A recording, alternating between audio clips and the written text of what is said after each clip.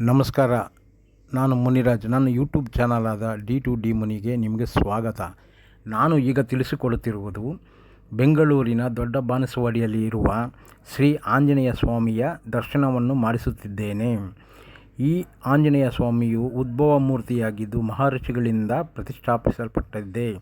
ಸಾವಿರಾರು ವರ್ಷಗಳ ಹಿಂದೆ ಈ ಪ್ರತಿಷ್ಠಾಪನೆ ಆಗಿರುವುದರಿಂದ ಇದು ಏನು ಕಾರಣ ಅಂದರೆ, ರಾಮದೇವರನ್ನು ಪೂರ್ತಿಯಾಗಿ ನೋಡಿ ಶ್ರೀ ಆಂಜನೇಯನಿಗೆ ಕಣ್ಣಲ್ಲಿ ನೀರು ಬರುತ್ತದೆ.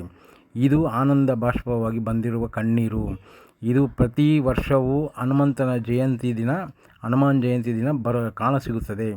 ಇಲ್ಲಿ ಬಹಳ ವಿಶೇಷತೆ ಮತ್ತು ಶಕ್ತಿಯು ತುಂಬ ಇದೆ. ದಯವಿಟ್ಟು ನೋಡಿ. ಇದರಲ್ಲಿ ಯಾವುದೇ ಟೆಕ್ನಿಕಲ್ಲಾಗಿ ಮೋಸ ಇಲ್ಲ. ಇದು ಸತ್ಯವಾದ ಮಾತು. ಋಷಿಮುನಿಗಳಿಂದ ಸ್ಥಾಪನೆ ಪಟ್ಟಿರುವ ದೇವಸ್ಥಾನ. ಉದ್ಭವ ಆಗಿರುವ ಹನುಮಂತನ ವಿಗ್ರಹ ಇದು. ಪ್ರತಿ ವರ್ಷವೂ ಈ ರೀತಿಯಲ್ಲಿ ಹನುಮಾನ್ ಜಯಂತಿ ದಿನ ನಡೆಯುತ್ತದೆ. ಇಲ್ಲಿ ಬಹಳ ವಿಶೇಷತೆಗಳು ಇದ್ದಾವೆ. ನೀವು ಇಲ್ಲಿಗೆ ಒಮ್ಮೆ ಭೇಟಿ ಕೊಟ್ಟರೆ ನಿಮ್ಮ ಕಷ್ಟಗಳು ನಿವಾರಣೆ ಆಗುವ ಚಾನ್ಸಸ್ ಇದೆ.